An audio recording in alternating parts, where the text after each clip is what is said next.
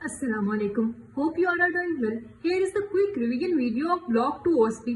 Hope this help you. बेशक आप 2x पे देख लें, लेकिन देखें जरूर। तो CFRC में जो पहला एलो है उसमें है बॉडी टेम्परेचर मेजरमेंट। आपको परफॉर्म करने के लिए तो नहीं आएगा, लेकिन आपको स्टेप्स अच्छे से पता होना चाहिए, सारे एग्जामिनेशन सारे प्रोसीजर्स के। सबसे पहले हमने पेशेंट से पूछना है कि उसने कोई गर्म या ठंडी चीज तो नहीं खाई है, कुछ पिया तो नहीं है या स्मोकिंग तो नहीं की। इससे टेम्परेचर के ऊपर फर्क पड़ सकता है। जैसे उसने कोई हार्ड फूड खाई होगी तो टेम्परेचर इंक्रीज आ सकता है, या स्मोकिंग की होगी तो टेम्परेचर इंक्रीज आ सकता है, या कोल्ड ड्रिंक वगैरह पी होगी तो टेम्परेचर कम भी आ सकता है। तो टेम्परेचर लेने से पहले ये जरूर पूछ लेना है। फिर क्या करेंगे, क्लीन करेंगे थर्मामीटर को और ड्राई कर देंगे उसको। दो तरह के थर्मामीटर्स होते हैं, एक एनालॉग थर्मामीटर होता है और एक डिजिटल थर्मामीटर होता है। आपको स्क्रीन पर शो हो रहे हैं। जो एनालॉग थर्मामीटर होता है उसको शेक करते हैं। अब शेक क्यों करते हैं? ताकि रीसेट हो सके डिवाइस। जैसे कि अगर पहले आपने किसी पेशेंट का टेम्परेचर चेक किया और वो आया 100 या 101 आया, तो वो फौरन से डाउन नहीं हो जाता थर्मामीटर में, इसलिए शेक करना पड़ता है ताकि रीसेट हो सके डिवाइस। और जो डिजिटल थर्मामीटर होगा उसे सिर्फ ऑन करना पड़ेगा। तो प्रोसीजर क्या है? सबसे पहले पेशेंट को ग्रीट करेंगे, अपने आप को इंट्रोडक्शन कराएंगे और फिर क्या करेंगे, एक्सप्लेन करेंगे प्रोसीजर और वर्बल कंसेंट लेंगे। उससे पूछ लेंगे कि आपकी इजाजत है मैं आपका टेम्परेचर चेक करने लगा हूँ, क्या आपकी इजाजत है? अगर वो इजाजत देगा तो करना है। फिर क्या करना है कि आपने थर्मामीटर का जो बल्ब है पेशेंट की टंग के नीचे रखना है और पेशेंट को कहना है कि अपने लिप्स को क्लोज करे, लेकिन उसको बाइट ना करे और 2 मिनट तक रख देना है। फिर टेम्परेचर रीड करना है एंड दैट्स इट। एंड पे क्लीन कर लेना है थर्मामीटर को एंटीसेप्टिक के साथ, जैसे स्टार्ट में किया था। बस इतना सा प्रोसीजर है बॉडी टेम्परेचर मेजरमेंट करने का। फिर नेक्स्ट आ जाती है रिस्ट जॉइंट एग्जामिनेशन। जितनी भी एग्जामिनेशन होगी सबसे पहले पेशेंट को ग्रीट करेंगे, अपना इंट्रोडक्शन कराएंगे, प्रोसीजर एक्सप्लेन करेंगे और पेशेंट से परमिशन लाजमी लेनी होती है। फिर जैसे कि अब रिस्ट जॉइंट एग्जामिनेशन करना है ना, ऐसे कोई भी एग्जामिनेशन होगी ना, जैसे कि शोल्डर की एग्जामिनेशन है या नी जॉइंट की एग्जामिनेशन है, तो हर केसेस के अंदर एक्सपोज कराना होता है। तो रिस्ट को एक्सपोज करा लेंगे और स्टार्ट करने से पहले पेशेंट से पूछेंगे कि कहीं आपको कोई दर्द तो नहीं है। जिस जगह पर पेन होगा ना उसको टच करना है और ना उसको एग्जामिन करना है, वो लास्ट पे करना होता है। बाकी पार्ट्स करके लास्ट पे वो जगह करनी होती है जिस पे पेन होता है। तो पेन का पूछ लिया, फिर क्या करेंगे, हमने सिर्फ हैंड्स को देखना है, ऑब्जर्व करना है हैंड्स और रिस्ट को कि कहीं कोई एसिमेट्री तो नहीं है, कोई स्कार मार्क तो नहीं है, कोई मसल वेस्टिंग तो नहीं हुई हुई। ये कर दिया। सबसे पहला पॉइंट एग्जामिनेशन में इंस्पेक्शन का होता है ना, तो हमने सिर्फ देखना होता है इंस्पेक्शन के अंदर। इंस्पेक्शन कर ली, फिर क्या करना होता है, पल्पेशन करनी होती है। रिस्ट जॉइंट को टच करके देख लेंगे कि कहीं कोई इरेगुलरिटीज तो नहीं है और टेंडरनेस तो नहीं है। अब ये टेंडरनेस क्या होती है कि जब आप पेशेंट के रिस्ट को टच करेंगे ना, रिस्ट जॉइंट को टच करेंगे तो उसको दर्द होगा, तो इसको कहते हैं टेंडरनेस। और वो आपको बताएगा कि मुझे दर्द हो रहा है आप हाथ लगाते हैं तो पल्पेट करके देख लेना है। फिर उसके बाद रिस्ट एक्सटेंशन टेस्ट परफॉर्म करना है।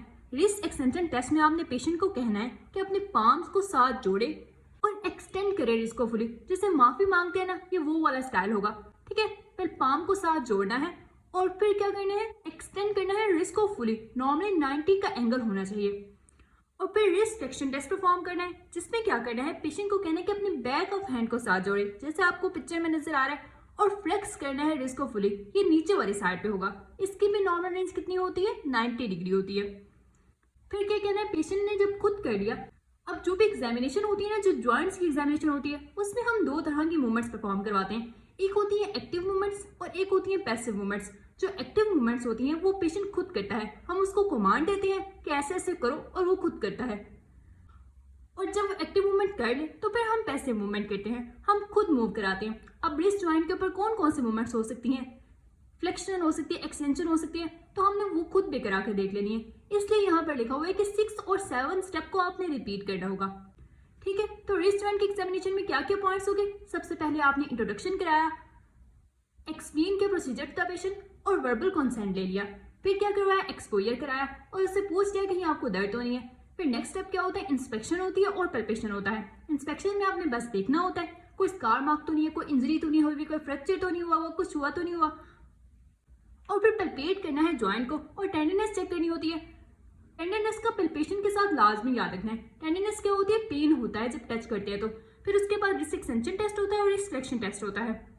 ये एक्टिव मूवमेंट्स होती हैं। और फिर पैसिवली डॉक्टर खुद भी मूव करा के देखेगा, फ्लेक्स करके देखेगा रिस्ट को और रिस्ट की एक्सटेंशन करके भी चेक करेगा।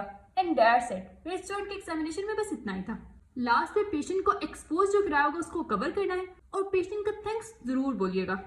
फिर नेक्स्ट आ जाती है अपर लिम्ब स्ट्रेंथ एग्जामिनेशन। इसके अंदर भी शुरू के स्टेप सेम ही होंगे। सबसे पहले हम ग्रीट करेंगे पेशेंट को, इंट्रोडक्शन कराएंगे, उसके बाद एक्सप्लेन करेंगे प्रोसीजर टू द पेशेंट और वर्बल कंसेंट ले लेंगे। उसके बाद एक्सपोजर कराएंगे। लेकिन अब आर्म को फुल एक्सपोज कराना है तो इसलिए प्राइवेसी को मेंटेन रखना है, सेपरेट रूम में ले जाके करना होता है। और हर मसल ग्रुप में, अपर लिम्ब में जितने भी मसल ग्रुप होंगे ना, हर एक में हमने दो चीजें चेक करनी होंगी। एक तो अपीयरेंस चेक करनी है और उसके बाद टोन को फील करना है। अपीयरेंस में आप क्या देखेंगे कि मसल वेस्टेड तो नहीं है, बहुत ही लीन पेशेंट तो नहीं है, हाईली डेवलप तो नहीं है, ये नॉर्मल है। और टोन में क्या चेक करेंगे, फ्लैसिड है, नॉर्मल है, हम टोन में चेक करेंगे। अब ये भी एग्जामिनेशन है तो इसमें भी फर्स्ट स्टेप किया होगा इंस्पेक्शन का, जिसमें आप सिर्फ देखेंगे कि कोई एसिमेट्री तो नहीं है, कोई स्कार मार्क तो नहीं है बाजों पे, मसल वेस्टिंग तो नहीं हुई हुई। जब आपने देख लिया उसके बाद नेक्स्ट राउंड स्टार्ट होता है। जितने भी मसल होंगे ना अपर लिम्ब के, सबको सेपरेटली चेक करना होगा और पेशेंट को कमांड्स देंगे हर मसल ग्रुप के लिहाज से।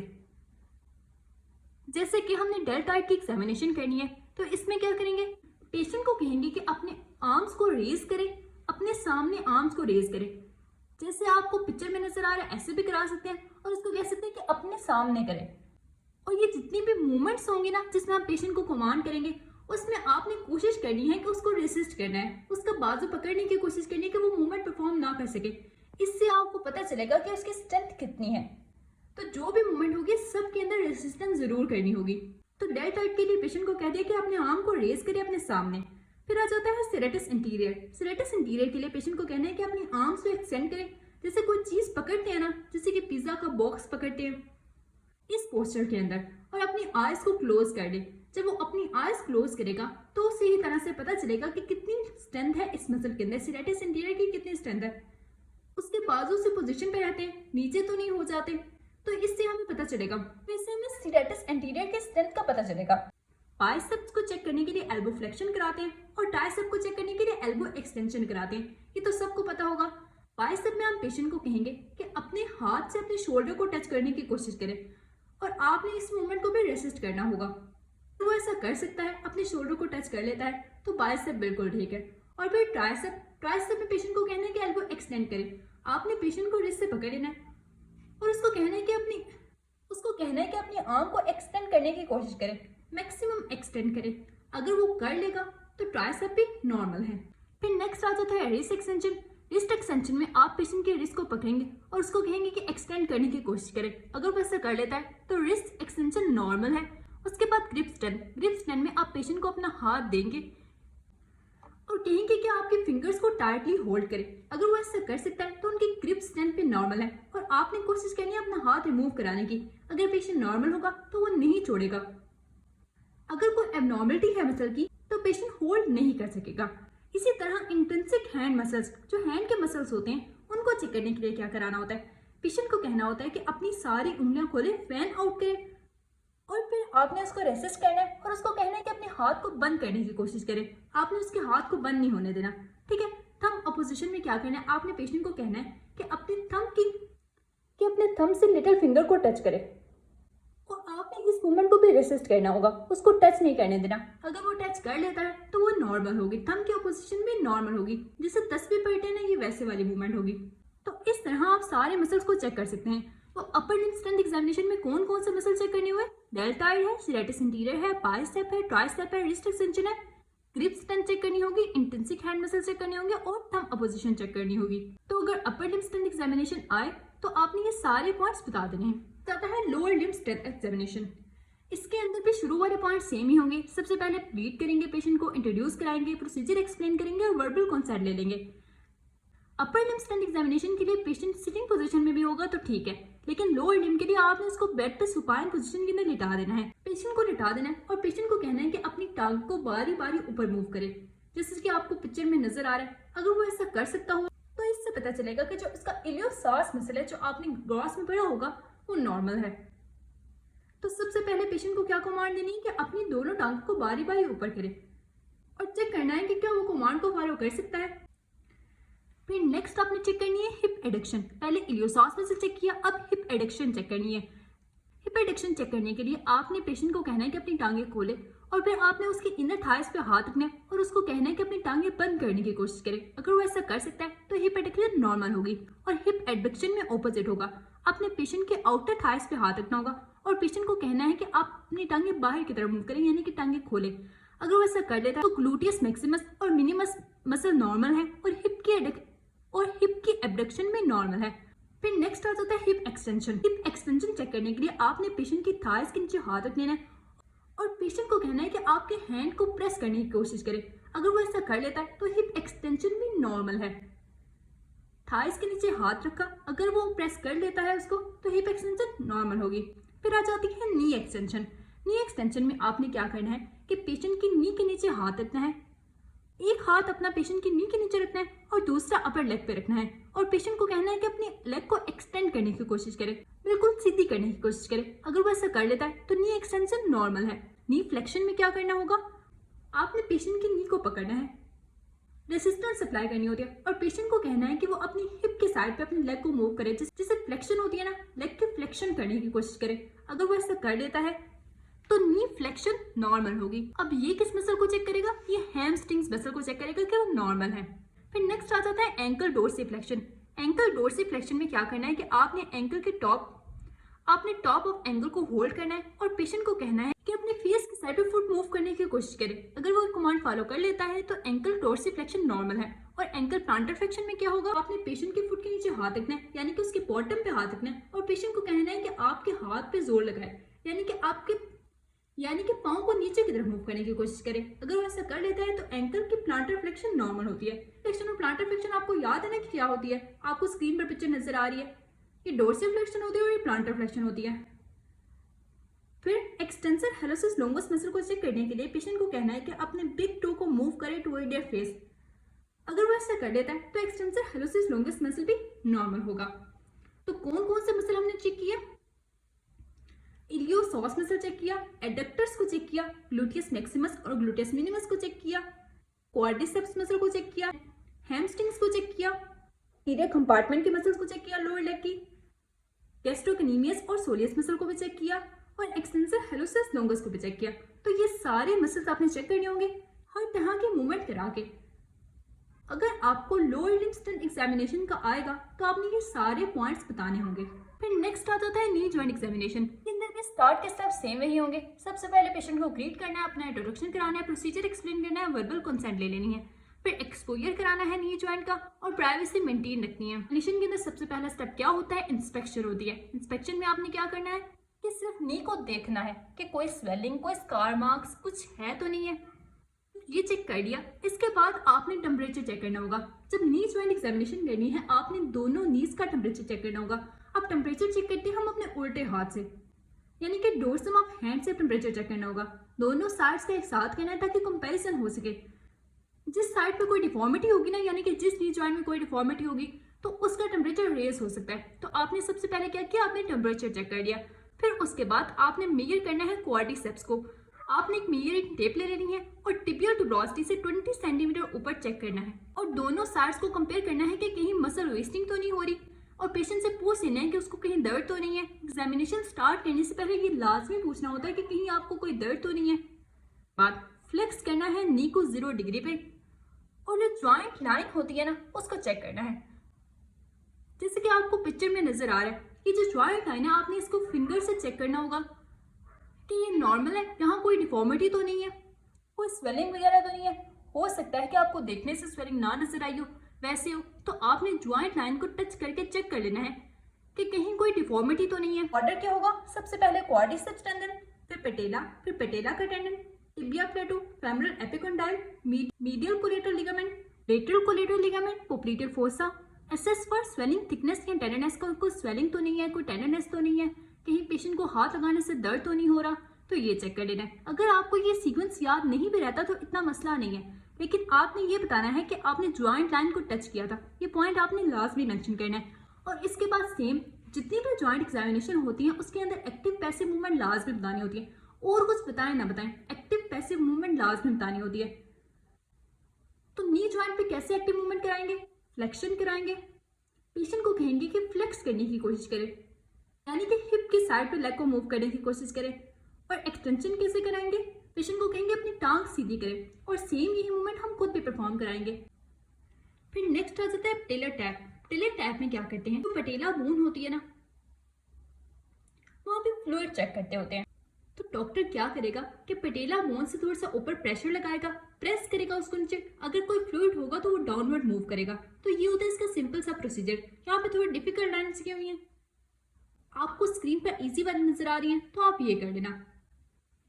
और लास्ट पे क्या होगा, wash your hand, thank the patient. फिर नेक्स्ट आ जाता है hip joint examination. Hip joint examination में भी स्टार्टिंग के पॉइंट सेम ही होंगे। ग्रीट करेंगे पेशेंट को, इंट्रोड्यूस कराएंगे, एक्सप्लेन करेंगे प्रोसीजर टू द पेशेंट और वर्बल कंसेंट ले लेंगे। फिर उसके बाद एडिक्वेट एक्सपोजर कराएंगे, पूछ लेंगे कि पेशेंट को दर्द तो नहीं है। तो एग्जामिनेशन के अंदर सबसे पहला स्टेप क्या होता है, इंस्पेक्शन। इंस्पेक्शन के अंदर क्या करेंगे कि कोई डिफॉर्मिटी तो नहीं है, स्कारिंग तो नहीं है, कोई स्वेलिंग वगैरह तो नहीं है, ये चेक कर देंगे। पेशेंट को कहेंगे, हिप जॉइंट की एग्जामिनेशन के अंदर पेशेंट को कहेंगे कि वो वॉक करके दिखाए रूम में, और चेक करना है कि कहीं गेट की कोई डिफॉर्मिटी तो नहीं है, पेशेंट ठीक तरह से चल पा रहा है। और फिर पेशेंट को लेट जाने का कहेंगे स्पाइन पोजीशन के अंदर। जैसे कि नी जॉइंट के अंदर टेम्परेचर चेक किया था ना, यहाँ भी हिप जॉइंट के ऊपर भी टेम्परेचर चेक कर लेंगे बैक ऑफ द हैंड के साथ। फिर प्रिपेयर करेंगे ग्रेटर ट्रोकेंटर को दोनों लेग के टेंडरनेस चेक करने के लिए कि कहीं उसको कोई पेन तो नहीं है। उसके बाद अपेरेंट लेग लेंथ मेजर करेंगे। अब दो तरह की लेग लेंथ होती हैं, एक होती है अपेरेंट लेग लेंथ और एक होती है ट्रू लेग लेंथ। जो अपेरेंट लेग लेंथ होती है वो हम मेजर करते हैं, मेजरिंग टेप लेंगे और अम्बलाइकस से लेकर मीडियल मेलियोलस तक चेक करेंगे। और जो ट्रू लेग लेंथ होती है उसके अंदर इंटीरियर सुपीरियर आर्क स्पाइन से मीडियल मेलियोलस तक चेक करेंगे। ये दोनों चेक कर ली, उसके बाद हम एक्टिव हिप फ्लेक्शन कराएंगे। हिप फ्लेक्शन में हम पेशेंट को कहेंगे कि वो अपनी लेग को चेस्ट के साथ मूव करने, चेस्ट के साथ लगाने की कोशिश करे। जैसे कभी डर में लगा लेते हैं ना, वैसे ही, जैसे कि आपको पिक्चर में नजर आ रहा है, ऐसी पोजीशन करवानी है। और साथ में जो अपना हाथ है ना, पेशेंट के लंबर रीजन में रख देना है, ताकि आप चेक कर सकें कि कहीं कोई रेजिस्टेंस वगैरह तो नहीं है। तो इस तरह हिप फ्लेक्शन चेक करनी होती है। तो हिप जॉइंट एग्जामिनेशन में सबसे पहले क्या किया, इंस्पेक्शन किया, जिसमें हम स्कारिंग देखते हैं, स्वेलिंग देखते हैं, पल्पेशन किया। पल्पेशन में सबसे पहले टेम्परेचर चेक करना होता है और ग्रेटर ट्रोकेंटर चेक करेंगे। ग्रेटर ट्रोकेंटर को चेक करेंगे टेंडरनेस के लिए। फिर अपेरेंट लेग लेंथ मेजर कर ली, फिर ट्रू लेग लेंथ मेजर कर ली, और लास्ट पे क्या किया, एक्टिव हिप फ्लेक्शन कराई। कैसे कि वो अपनी लेग को मूव करे टुवर्ड द चेस्ट। अगर वो ऐसा कर लेता है तो हिप फ्लेक्शन नॉर्मल होगी। हिप फ्लेक्शन हमने करा दी। फिर नेक्स्ट होगा हिप एक्सटेंशन। हिप एक्सटेंशन में हमने सिंपली पेशेंट को कह देना कि अपनी टांग सीधी करे। अगर वो अपनी टांग सीधी कर सकता है तो हिप एक्सटेंशन नॉर्मल है बस। फिर आ जाती है पैसिव हिप फ्लेक्शन। तो इसमें भी सेम वही होगा, पहले हमने एक्टिव मूवमेंट्स कराए, अब हम पैसिव मूवमेंट कराएंगे। पैसिव हिप फ्लेक्शन कैसे कराएंगे, हम पेशेंट की लेग को सपोर्ट करेंगे, फ्लेक्स करने की कोशिश करेंगे जहां तक पॉसिबल हो सके। फिर है पैसिव इंटरनल रोटेशन और पैसिव एक्सटर्नल रोटेशन। जो पैसिव इंटरनल रोटेशन होती है उसमें हम फ्लेक्स करेंगे हिप और नी को 90 डिग्री, जैसे कि आपको पिक्चर में नजर आ रहा है, और फिर फुट को लेटरली रोटेट करने की कोशिश करेंगे। और जो एक्सटर्नल रोटेशन होती है उसमें हम क्या करेंगे, मीडियली रोटेट करने की कोशिश करेंगे। दोनों के अंदर सेम ही प्रोसीजर है। क्या करेंगे, सबसे पहले हिप और नी को फ्लेक्स करेंगे 90 डिग्री पे और फिर रोटेट करने की कोशिश करेंगे। इंटरनल रोटेशन में लेटरली और एक्सटर्नल रोटेशन को चेक करने के लिए मीडियली। फिर पैसिव हिप एबडक्शन कराएंगे और एडक्शन कराएंगे। एबडक्शन के लिए क्या करेंगे, साइड पे हमने एबडक्शन चेक करनी है ना, हम उसके ऑपोजिट वाली साइड के जो आइलिड क्रेस्ट होता है ना, वहां पे अपना एक हाथ रखेंगे और दूसरी हाथ से हम उसका एंकल पकड़ लेंगे और उसको लेटरली मूव कराएंगे एबडक्शन चेक करने के लिए। इसी तरह सेम एडक्शन में जो कॉन्ट्रालेटरल साइड होती है उसके आइलिड क्रेस्ट के ऊपर हाथ रखेंगे और मीडियली मूव कराएंगे जब तक पेल्विस टिल्ट ना हो जाए। तो इस तरह हमें एबडक्शन और एडक्शन का भी पता चल जाएगा। अब इंटरनल रोटेशन एक्सटर्नल रोटेशन में भी हमने क्या कराया था, लेटरली और मीडियली मूव कराया था, और एबडक्शन एडक्शन में भी लेटरली और मीडियली मूव कराया था। इंटरनल और एक्सटर्नल रोटेशन में फुट को लेटरली और मीडियली मूव कराया था, लेकिन जो एबडक्शन और एडक्शन होती है उसमें हमने क्या करना है, हिप जॉइंट को लेटरली और मीडियली मूव कराना है। फिर नेक्स्ट आ जाती है पैसिव हिप एक्सटेंशन। ये प्रोन पोजीशन में, यानी कि पेशेंट को उल्टा लटा के करानी होती है। पेशेंट को उल्टा लटाएंगे और क्या करेंगे, एक हाथ रखेंगे एंकल के ऊपर, एक हाथ रखेंगे पेल्विस के ऊपर, ताकि जो लेग है वो फुली एक्सटेंड हो जाए हिप जॉइंट पे, एंड दैट्स इट। बस इसके अंदर सीधी लेग करवानी है। एक्सटेंशन के अंदर बस कहना है कि एक्सटेंशन के अंदर सीधा लटा के उल्टा लटा के दोनों केसेस में यही करना है कि लेग को सीधा करने की कोशिश करें। अगर सीधी हो जाती है तो एक्सटेंशन नॉर्मल होती है, एंड दैट्स इट। फिर नेक्स्ट आता है shoulder joint examination. Shoulder joint examination में भी सेम ग्रीट करेंगे, पेशेंट को इंट्रोडक्शन कराएंगे, प्रोसीजर एक्सप्लेन करेंगे और इजाजत ले लेंगे, वर्बल कंसेंट ले लेंगे। फिर उसके बाद क्या करना होता है, एक्सपोजर कराना होता है, शोल्डर जॉइंट को एक्सपोज कराएंगे। फिर क्या करेंगे, नेक्स्ट स्टेप होता है किसी भी एग्जामिनेशन के अंदर इंस्पेक्शन का। इंस्पेक्शन के अंदर क्या क्या चीजें देखनी होती है, स्कार्स देखनी होती है, अलाइनमेंट्स देखनी होती है, कोई मसल वेस्टिंग तो नहीं है, कोई स्वेलिंग तो नहीं है, कुछ भी एबनॉर्मेलिटी जो होगी ना वो हम इंस्पेक्शन के अंदर देखेंगे। फिर नेक्स्ट आ जाता है पैल्पेशन। अब ये जितनी भी एग्जामिनेशन थी ना इसमें सिर्फ 2 ही स्टेप्स थे, इंस्पेक्शन और पैल्पेशन कर रहे थे हम, परकशन ऑस्कल्टेशन नहीं कर रहे। तो पैल्पेशन में सबसे पहले क्या करना होता है, टेम्परेचर चेक करना होता है। वही बैक ऑफ हैंड के साथ दोनों शोल्डर्स का टेम्परेचर चेक कर लेंगे कि नॉर्मल है। अगर किसी शोल्डर में डिफॉर्मिटी होगी तो उसका टेम्परेचर क्या होगा, रेज होगा। तो हमने पैल्पेट कर लेना है कि शोल्डर गिल्डर के जितने भी कंपोनेंट्स है ना सबको पैल्पेट करके देख लेना, कोई स्वेलिंग तो नहीं है, कोई बोनी इरेगुलरिटीज तो नहीं है। ऐसा भी हो सकता है कि फ्रैक्चर हुआ हो लेकिन आपको देखने से ना पता चल रहा हो, जब आप पैल्पेट करेंगे तो पता चल जाएगा। तो पैल्पेशन करके चेक कर लेनी है। फिर उसके बाद आ जाती है एक्सटर्नल रोटेशन और एबडक्शन। इसमें पेशेंट को कहना है, ये चेक करने के लिए पेशेंट को कहना है कि वो अपने दोनों बाजुओं को अपने सर के पीछे रखे और अपने बाजुओं को बाहर के साइड पे मूव कराने की कोशिश करें। अगर वो ये कर लेता है तो इसका मतलब है कि एक्सटर्नल रोटेशन और एबडक्शन नॉर्मल है। और इंटरनल रोटेशन और एडक्शन में क्या कराना है, पेशेंट को कहना है कि अपने बाजुओं को बैक की तरफ मूव करें जितना वो कर सकता है, जैसे कि आपको पिक्चर में नजर आ रहा है। तो अगर ये कर लेगा तो इंटरनल रोटेशन भी नॉर्मल होगी। नेक्स्ट आ जाता है शोल्डर फ्लेक्शन। इसमें क्या कराना होता है, पेशेंट को कहना है कि अपने आर्म्स को रिलीज करें, यानी कि सीलिंग की तरफ उठा दे। अगर वो ऐसा कर सकता है अपने बस बाजुओं को सीलिंग की तरफ कर दें, यानी कि छत की तरफ कर दें। अगर वो ऐसा कर लेता है तो क्या है कि शोल्डर फ्लेक्शन नॉर्मल है। फिर नेक्स्ट है शोल्डर एक्सटेंशन। इसमें हमने पेशेंट को कहना है कि अपने हाथों को बैक की तरफ मूव करें, लेकिन क्या करें, स्ट्रेच करके रखें, जैसे कि आपको पिक्चर में नजर आ रहा है। उसके बाद शोल्डर एबडक्शन। शोल्डर एबडक्शन के अंदर पेशेंट को कहना है कि सीलिंग की तरफ अपने हाथ उठाए, लेकिन दोनों हाथों को अपने सर के ऊपर टच करें। जो पहले हमने पढ़ा उसमें सिर्फ सीलिंग के ऊपर उसमें सिर्फ सीलिंग की तरफ उठाना था, लेकिन यहाँ पे टच भी करना होगा। फिर शोल्डर एडक्शन चेक करने के लिए आर्म्स को स्ट्रेट करें, ऑपोजिट साइड पे मूव करें, जिसके आपको पिक्चर में नजर आ रहा है। अगर ऐसा कर लेता है तो शोल्डर एडक्शन भी नॉर्मल है। फिर उसके बाद आ जाती है एक्टिव इंटरनल रोटेशन। भी सेम वही होगा, पेशेंट को कहना है कि अपने हाथों को बैक की साइड पे मूव करें, यानी कि अपने बाजू को बैक की साइड पे मूव करें। अगर वो ऐसा कर लेता है तो इंटरनल रोटेशन भी नॉर्मल है। फिर स्कैपुला की मूवमेंट्स चेक करनी है। पेशेंट को कहना है कि अपने शोल्डर को एबडक्ट करें और आपने इंफीरियर पोल ऑफ स्कैपुला को पैल्पेट करके चेक कर लेना है कि कोई डिफॉर्मिटी तो नहीं है। उसके बाद पैसिव मूवमेंट, ये सारी मूवमेंट जितनी भी हुई है, फ्लेक्शन है, एक्सटेंशन है, रोटेशन है, एडक्शन है, एबडक्शन है, ये सारी मूवमेंट आपने खुद भी करा के देख लेनी है। और लास्ट पे वही थैंक करेंगे पेशेंट का, और पेशेंट को एक्सपोज कराया होगा तो कवर करेंगे। नेक्स्ट और लास्ट है कि आपको कोई एक्सरे दिया जा सकता है तो आपने उसको ऑब्जर्व करना होगा। आपको ये पॉइंट्स पता होंगे तभी आप किसी एबनॉर्मलिटी का पता लगा सकेंगे। जो नॉर्मल रेडियोलॉजी की इमेजेस हैं वो आपने एनाटॉमी ग्राफ्स में की होंगी, लेकिन यहाँ पे एबनॉर्मलिटी देखनी है, फ्रैक्चर्स वगैरह। तो क्या क्या ऑब्जर्व करना होता है अगर कोई एक्सरे आएगा। सबसे पहले एबीसीज करनी होती है। एबीसीज का क्या मतलब है, ए से अलाइनमेंट चेक करनी होती है। देखना है कि बोन जो है वो नॉर्मल स्ट्रेट लाइन में है कि नहीं है। जो नॉर्मल बोन होती है जैसे कि ह्यूमरस है, रेडियस है, अल्ना है, स्ट्रेट होती है ना, तो ये चेक कर लेना है। और उसके बाद जॉइंट स्पेसेस, कि जॉइंट के अंदर स्पेस नॉर्मली तो बहुत थोड़ी सी होती है, साथ जुड़े होते हैं जॉइंट। अगर जॉइंट में स्पेस ज्यादा होगी तो वो अबनॉर्मलिटी हो जाएगी। फिर उसके बाद बी से क्या है, बोन का टेक्सचर। जो नॉर्मल बोन होती है उसका कलर सेम होता है रेडियोलॉजी में, एक्सरे के अंदर सेम आती है। ये नहीं होता कि अंदर से लाइटर है या अंदर से बहुत ज्यादा डार्क होगी, ऐसा नहीं होता। अगर ऐसा होगा कि बोन जो है इनसाइड लाइटर या डार्कर होगी तो वो एबनॉर्मलिटी को शो करेगा। उसके बाद कॉर्टिसिस चेक करने हैं। कॉर्टिसिस क्या होती है कि जो बोन की आउटर लाइन हमें नजर आ रही होती है ना, फ्रैक्चर एक्सरे पे हमें आउटर लाइन जो बोन की नजर आ रही होती है ना, जिससे हमें पता चलता है कि कोई बोन है, जो आउटर लाइन होती है उसको कहते हैं कॉर्टिसिस।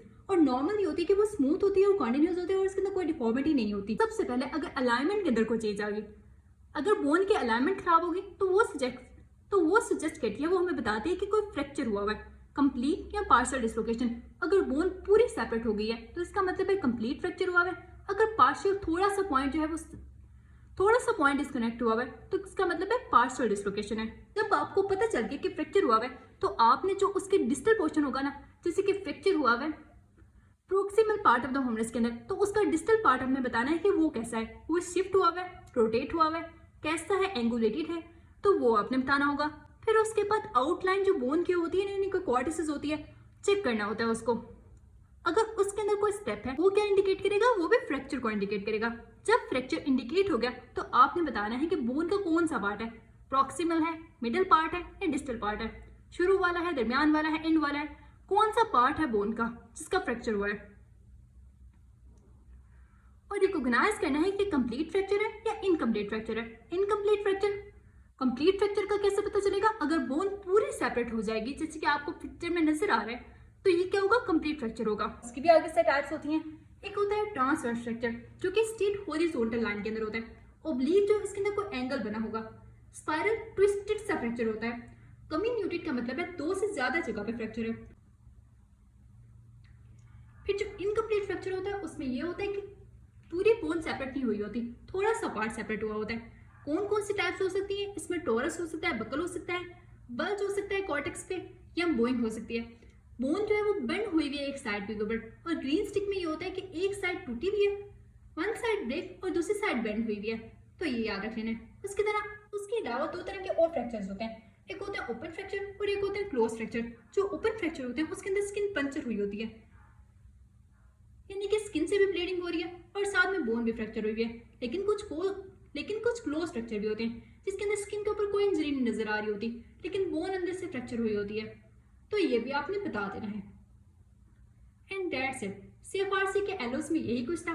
तो पर्ल्स में जो सबसे पहला एलो है उसमें है रिस्पेक्ट फॉर ह्यूमन बॉडी या रिमेन्स, यानी कि जो कि ह्यूमन बॉडी ये कैडावर आपके कॉलेज में आती है जिसके ऊपर आप डायसेक्शन परफॉर्म करते हैं, अगर किसी ने की हो तो उसकी रिस्पेक्ट के बारे में कोई सिनेरियो आ सकता है और आपने उसमें आंसर देना होगा कि आप इस पर्टिकुलर सिचुएशन को कैसे हैंडल करेंगे। इस बार मैंने हर एलो में 3 सिनेरियो लिखे हैं जो कि सोल्व हैं और 3 ऐसे सिनेरियो लिखे हैं जो अनसोल्व हैं।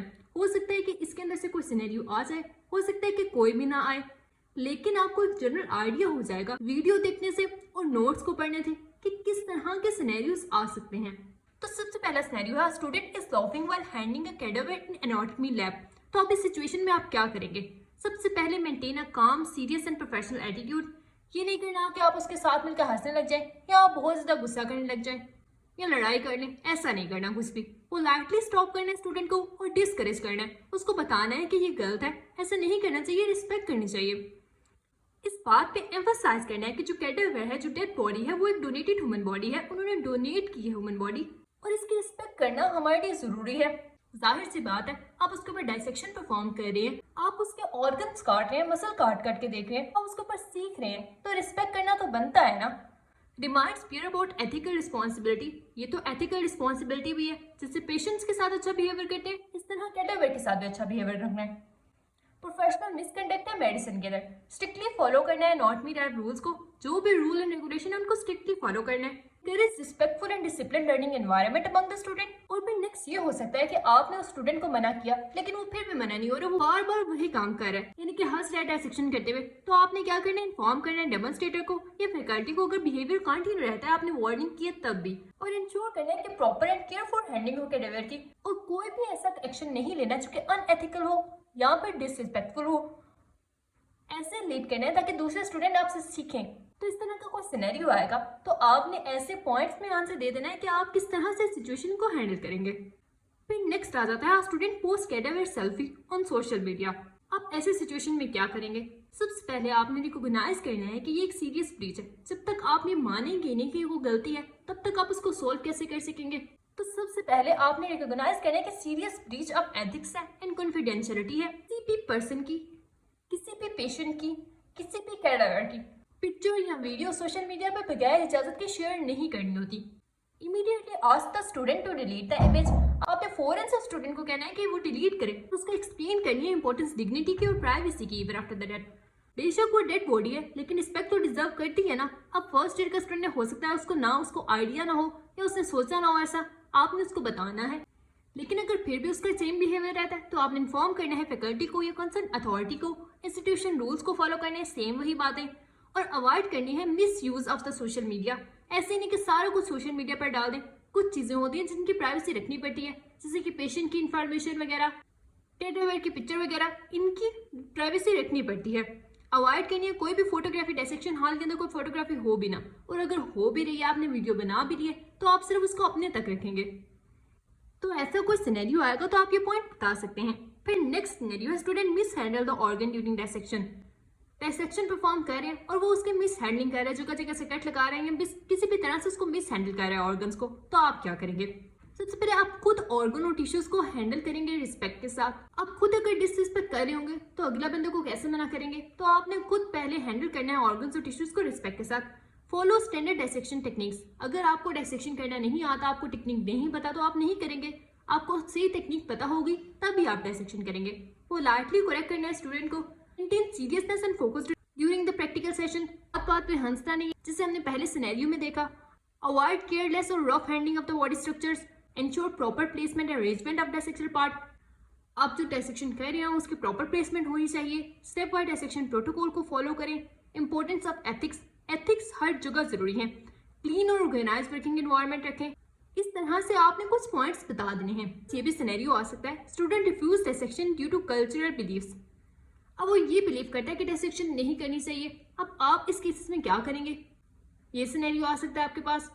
Cadaver left uncover after the class. Idea तो ये होता है ना कि कैडावर को प्रॉपर्ली कवर करते हैं, मॉर्चरी में रखते हैं, तो आप ऐसे सिचुएशन में क्या करेंगे? फिर उसके बाद नेक्स्ट एलो है वर्च्यूज ऑफ मेडिकल प्रोफेशन। अब इसमें क्या क्या सिनेरियोस आ सकते हैं? Patient is shouting during the history taking. आप हिस्ट्री ले रहे हैं और पेशेंट चिल्लाना शुरू हो गया, तो आप ऐसे सिचुएशन में क्या करेंगे? सबसे पहले आपने काम रहना है, कंपोज रहना है। आपने खुद भी चिल्लाना शुरू नहीं कर देना या जोर जोर से बोलना शुरू नहीं कर देना, और फौरन से रिएक्ट भी नहीं करना, गुस्सा भी नहीं करना। पेशेंस रखना है। All the patient to express the concern fully. हो सकता है कि वो बहुत ज्यादा परेशान हो, उसको एक्टिवली लिसन करना है। ऐसे उसको फील नहीं कराना कि आप उसकी बात को सुन नहीं रहे। रिस्पेक्टफुल रहना है, पोलाइट टोन रखनी है, एम्पैथी शो करनी है क्योंकि पेशेंट स्ट्रेस में है। कोई आर्गुमेंट नहीं करना और डिफेंसिव रिस्पॉन्स नहीं करना। आपने कोशिश करनी है कि जितनी जल्दी हो सके डीएस्केलेट हो जाए सिचुएशन हैंडल हो जाए, और प्रोफेशनल डिग्निटी रखनी है। ये नहीं करना कि आप भी पेशेंट की तरह पेशेंट के जैसा बिहेवियर करने लग जाए, ऐसा नहीं करना। और उसको कंसल्ट करना कंटिन्यू रखना है। ये नहीं कि अब आप उसको हॉस्पिटल से बाहर निकाल दें, ऐसा कुछ नहीं करना। फिर नेक्स्ट सिनेरियो आ सकता है you made mistake in recording the vitals. आप वाइटल्स ले रहे थे, यानी कि बीपी, टेम्परेचर वगैरह चेक कर रहे थे, आपने उसके अंदर कोई मिस्टेक कर दी, तो आप क्या करेंगे? सबसे पहले एक्सेप्ट द मिस्टेक। ऐसे नहीं करना कि आप उस गलती को छुपाने लग जाएंगे, नहीं इतना ही आया था, ब्लड प्रेशर नहीं, जो भी हुआ था। आपने एक्सेप्ट करना है कि आपकी गलती, आपने गलत वाइटल दिए थे। इमीडिएटली करेक्ट करना है रिकॉर्डेड वैल्यू को। जैसे कि आपने ब्लड प्रेशर लिया, अगर आपको नहीं पता चला, आपने गलत वैल्यू बता दी, तो आपने दोबारा से ब्लड प्रेशर लेना है और सही वैल्यू बतानी है। इन्फॉर्म करना है कंसर्न सीनियर सुपरवाइजर को अगर कोई मेजर गलती है तो। Ensure patient safety is not compromise. अब कुछ ऐसी सिचुएशंस होती हैं जिसके अंदर पेशेंट सेफ्टी कॉम्प्रोमाइज हो सकती है।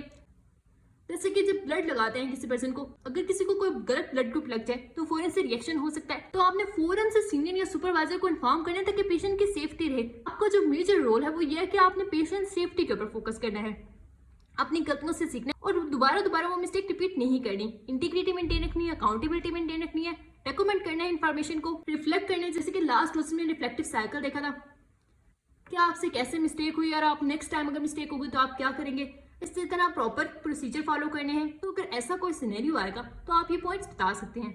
फिर नेक्स्ट इसमें सिनेरियो आ सकता है कि आपको कोई कोलीग है, उसको कोई टास्क मिला हुआ था, जैसे कि कोई प्रेजेंटेशन मिली हुई थी या कोई असाइनमेंट मिली हुई थी, लेकिन वो उससे स्ट्रगल कर रहे हैं, उससे हो नहीं पा रही, तो आप ऐसे सिचुएशन में क्या करेंगे? आप सबसे पहले उसको ऑफर करेंगे हेल्प की, पोलाइट और स्पोर्टिव मैनर में। ये नहीं कि उसको जज करने लग जाए कि तुमसे तो हो ही रहा, लो मैं कर देता हूँ, ऐसे नहीं करना। आपने उसकी हेल्प करनी है। डेमोन्स्ट्रेट करना है टीम वर्क। जैसे कि आपकी एक टीम है और आपको प्रेजेंटेशन मिली है, तो आपने ऐसे नहीं करना कि एक पर्सन के ऊपर ज्यादा बोझ डाल दें, ज्यादा काम दे दें। आपने सब काम को इक्वली डिवाइड करना है हर पर्सन की एबिलिटी के हिसाब से। जैसे कि अगर किसी पर्सन की कोई मजबूरी है, वो ज्यादा काम नहीं कर सकता, तो आपने ऐसे नहीं करना कि हर काम इक्वली डिवाइड करना है तो वो काम वही करेगा। कोई और टीम मेंबर भी वो काम कर सकता है। उनको गाइड करना है स्टेप बाय स्टेप, इंकरेज और मोटिवेट करना है to improve their performance. Criticise नहीं करना, डिस्करेज नहीं करना कि तुमने तो बहुत थोड़ा काम किया, ये है वो, ऐसा कुछ नहीं करना। अगर कोई ऐसी चीज है जो उसको नहीं पता, तो आपने अपना नॉलेज शेयर करना है। आपको पता है तो प्रमोट करना है positive and collaborative learning environment. उसको जज किए बगैर आपने उसको सिखा देनी है वो चीज। Build strong professional relationship with the peers, ensure task completion without compromising the quality. Quality अच्छी होनी चाहिए और टास्क भी कंप्लीट होना चाहिए। तो अगर ऐसा कोई आपके पास सिनेरियो आता है तो आप इन पॉइंट्स में आंसर दे सकते हैं। फिर इस एलओ में आपके पास इस तरह के भी सिनेरियो आ सकते हैं कि कोई पेशेंट डॉक्टर के पास आया और डॉक्टर उसको इग्नोर कर रहा है। ऐसे सिचुएशन में आप क्या करेंगे? या आप डॉक्टर हैं, आपने गलती से किसी पेशेंट को इग्नोर कर दिया, तो ऐसे सिचुएशन में आप कैसे लर्न करेंगे अपने बिहेवियर से? Student lawyers about the task, उसने काम कंप्लीट नहीं किया था लेकिन वो बोल रहा है कि मैंने कंप्लीट कर दिया। या कोई भी ऐसी सिचुएशन आ सकती है, तो उस केस में आप क्या करेंगे? Doctor show arrogance to juniors, ऐसे सिचुएशन में क्या करना चाहिए? इस तरह के आपके पास सिनेरियोस आ सकते हैं। नेक्स्ट एलो है रिटन एंड इलेक्ट्रॉनिक कम्युनिकेशन। इसमें आपके पास सिनेरियो आ सकता है writing email to professor for leave. अब आपको लिखने के लिए तो नहीं आएगी, अगर ऐसा कुछ होगा तो आपसे पूछेंगे कि आप कैसे ईमेल लिखेंगे किसी प्रोफेसर को लीव के लिए। तो जो सब्जेक्ट की लाइन होती है ईमेल पे, क्लियर और फॉर्मल रखनी है। रिस्पेक्टफुली ग्रीटिंग के साथ, स्टाम्प के साथ आपने स्टार्ट करनी है। हेलो हाय के साथ आपने स्टार्ट करनी है। क्लियरली मेंशन करना है रीजन, ये नहीं कि इधर उधर की बातें करनी है। रीजन मेंशन करना है कि किस वजह से छुट्टी चाहिए। फॉर्मल लैंग्वेज मेंटेन रखनी है, ऐसे नहीं जैसे कि आप दोस्तों को मैसेज करते हैं वैसे भी टोन नहीं रखनी। प्रॉपर ग्रामर पंचुएशन होनी चाहिए। आप इंग्लिश में अगर कर रहे हैं तो इंग्लिश में ही करनी है, तो प्रॉपर ग्रामर होनी चाहिए, पंचुएशन होनी चाहिए, छोटी ईमेल होनी चाहिए, रेलिवेंट पॉइंट होनी चाहिए। ऐसे नहीं कि बहुत लंबी लंबी बातें करने लग जाए, ऐसे नहीं करना। पोलाइट टोन रखनी है through out the message. And करना है तो प्रोफेशनल क्लोजिंग स्टेटमेंट से और थैंक्स सेंड करना है। अपना नाम भी बता देना है, ये ना हो कि सारा कुछ लिखते हैं और अपना नाम और रोल नंबर वगैरह क्लास लिखी ही नहीं, तो प्रोफेसर को कैसे पता चलेगा? फिर उसके बाद प्रूफ रीड भी करना है कि कोई मिस्टेक ना रह जाए। इस तरह आप ईमेल लिख सकते हैं, ऐसा सिनेरियो आपके पास आ सकता है। फिर नेक्स्ट आ सकता है कि sending informal WhatsApp message to consultant. किसी कंसल्टेंट को आपने इनफॉर्मल व्हाट्सएप मैसेज कर दिया, तो ऐसे सिचुएशन में क्या करना चाहिए? अवॉइड करना है स्लैंग, एब्रीवेशन और इमोजीज को। ऐसे कम्युनिकेशन के अंदर फॉर्मल रिस्पेक्टफुल, किसी कंसल्टेंट के साथ भी आपने फॉर्मल रिस्पेक्टफुल टोन रखनी है और इमोजीज वगैरह नहीं लगाने मैसेज पे। It the purpose of communication, simple language के अंदर अपने पर्पस बता देते हैं कि मुझे ये काम है, और मैसेज को ठीक तरह से लिखते हैं। ये नहीं कि एक बात आपने शुरू की फिर कोई दूसरी बात शुरू की, ऐसे लिखना है मैसेज को कि उसको जल्दी से समझ आ जाए। रिस्पेक्ट करना है hierarchy and professional boundaries. Keep the message concise, छोटा रखना है और relevant to the topic. Same वही बातें। रिव्यू करना है मैसेज को इन अप्रोप्रिएट टाइम, जैसे कि आप रात 12 बजे मैसेज कर रहे हैं तो ऐसे टाइम के ऊपर मैसेज नहीं करना। और आपने इंश्योर करना है कि जो आप बात कर रहे हैं वो आपके प्रोफेशनलिज्म को शो करे। तो इस तरह से आप किसी कंसल्टेंट को मैसेज कर सकते हैं। नेक्स्ट इसके अंदर आपके पास सिनेरियो आ सकता है कि किसी पेशेंट का डाटा शेयर हो गया ग्रुप चैट में। अब आप ऐसे सिचुएशन में क्या करेंगे? जैसे कि कैडावर वाले एलो में हमने रिकॉग्नाइज किया था कि ये ब्रीच है कि हम सोशल मीडिया पर पेशेंट की पिक्चर लगाएं या कैडावर की पिक्चर लगाएं। इसी तरह पेशेंट का डाटा ग्रुप चैट में भी शेयर नहीं करना, इमीडिएटली स्टॉप करना है। आपने किसी को शेयर नहीं करना, आपने उसके स्क्रीनशॉट ले सकते हैं लेकिन शेयर नहीं कर सकते। अगर आप एडमिन हैं, डिलीट कर सकते हैं, तो आप फौरन से उस चैट को डिलीट कर सकते हैं। जो भी कंटेंट शेयर होगा, जैसे कि पेशेंट की पिक्चर वगैरह कुछ भी शेयर हुआ होगा, तो आपने वो डिलीट कर देना है। इन्फॉर्म करना है रिस्पॉन्सिबल सीनियर को या अथॉरिटी को अबाउट द इंसिडेंट्स। अगर आपसे खुद हुआ है, गलती से हो गया, तो आपने उसको अपॉलोजाइज करना है, सॉरी बोलना है और दोबारा से वो काम नहीं करना। और इंस्टीट्यूशन पॉलिसीज को फॉलो करना है। जो भी पेशेंट का डाटा होगा उसकी प्रोटेक्शन आपकी जिम्मेदारी होती है। अगर आपके पास कोई पेशेंट का डाटा है तो आपने किसी को बिला वजह वो डाटा नहीं शेयर करना होता। करना है पेशेंट प्राइवेसी और कॉन्फिडेंशियलिटी को, और किसी भी पेशेंट का डाटा डिस्कस नहीं करना अनऑथराइज्ड ग्रुप के अंदर। कुछ लोगों को आदत होती है ना बातें करने की, स्टोरी सुनाने की, तो वो कहीं भी कोई भी पेशेंट की बातें सुनाने लग जाते हैं, तो ऐसा नहीं करना। एजुकेट करना है पीयर्स को कॉन्फिडेंशियलिटी के ऊपर। अगर आपके दोस्तों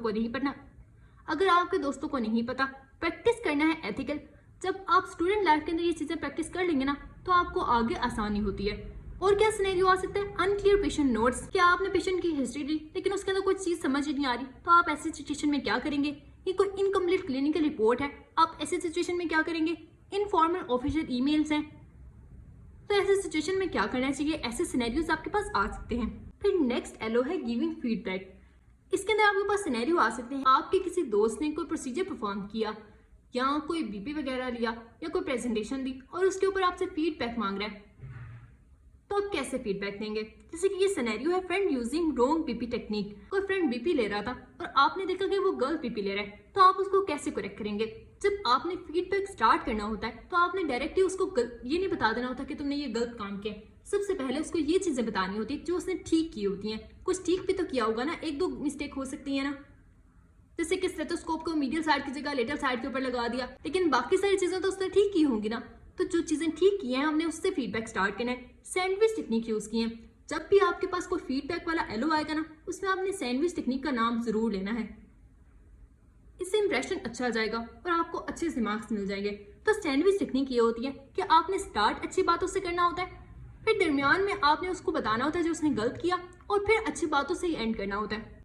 तो ये होती है सैंडविच टेक्निक। क्लियरली आइडेंटिफाई करना है मिस्टेक को, लेकिन पोलाइट और स्पेसिफिक मैनर के अंदर। ऐसे नहीं कि आप उसका मजाक उड़ाएं, उसको जज करें, ऐसे नहीं करना। और उसको सिर्फ गलती नहीं बतानी, करेक्ट मेथड भी बताना है, करेक्ट टेक्निक बतानी है। Harsh and discouraging language use नहीं करनी। इंकरेज करना है फ्रेंड को कि वो दोबारा प्रैक्टिस करे और दोबारा सही से बीपी लेना स्टार्ट कर दे। मेंटेन रिस्पेक्ट और प्रोफेशनलिज्म। अब इस तरह के एलोस के अंदर आपके पास कोई भी सिनेरियो आ जाए तो आप आंसर दे सकेंगे ना, पॉइंट्स तो सेम ही रहेंगे। फीडबैक वाला आ सकता है तो ये अच्छे से कर लेना। फिर नेक्स्ट आपके पास सिनेरियो आ सकता है कि आपको कोई जूनियर है जो कि अच्छी प्रेजेंटेशन नहीं दे रहा। आप ऐसे सिचुएशन में क्या करेंगे? ये भी इसके अंदर भी सेम वही चीजें होंगी। स्टार्ट करना है acknowledging the effort put in the presentation.